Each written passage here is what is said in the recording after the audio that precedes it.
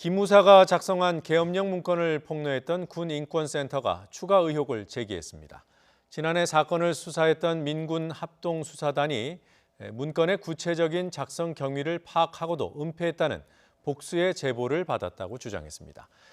당시 합동수사단은 조현천 전 기무사령관이 도피한 이후 주요 피의자에 대해 불기소 결정을 내렸습니다. 취재기자 연결해서 알아보죠. 김다연 기자. 네, 사회부입니다. 네, 그러니까 과거 검찰이 수사 내용을 명확히 밝히지 않았다는 뜻으로 이해가 됩니다. 구체적으로 어떤 의혹입니까? 네, 군인권센터는 오늘 오전 기자회견을 열고 계엄령 문건과 관련해 추가 폭로를 했습니다. 핵심은 말씀하신 대로 과거 사건을 수사한 합수단이 문건 작성 시점과 지시 경로 등 구체적 정황을 알고도 제대로 밝히지 않았다는 겁니다. 앞서 검찰은 해당 사건의 불기소 이유 통지서에서 계엄령 문건 작성이 지난 2017년 2월 17일에 시작된 거로 파악했는데요. 한민구 전 국방부 장관이 조현천 당시 기무사령관을 만난 날짜입니다.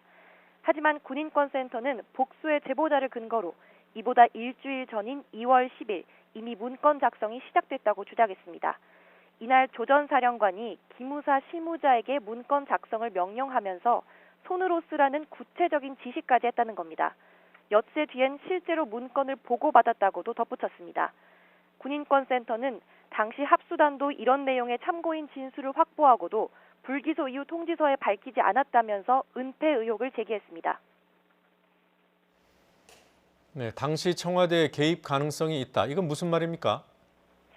앞서 말씀드린 2월 10일, 그러니까 계엄령 문건 작성 지시가 있던 거로 지목된 날짜와 관련된 건데요. 합수단의 조사에서 이날 조 전 사령관은 김관진 전 청와대 국가안보실장을 만난 거로 확인됐습니다. 군인권센터는 이런 정황을 종합하면 청와대가 계엄령 문건의 발단이라는 합리적 의심이 든다고 주장했습니다. 당시엔 황교안 자유한국당 대표가 대통령 권한대행을 맡고 있었습니다. 군인권센터는 윤석열 검찰총장이 이런 정황들이 사실인지 확인하고 부실 수사 의혹에 대해 해명해야 한다고 주장했습니다. 지금까지 사회부에서 전해드렸습니다.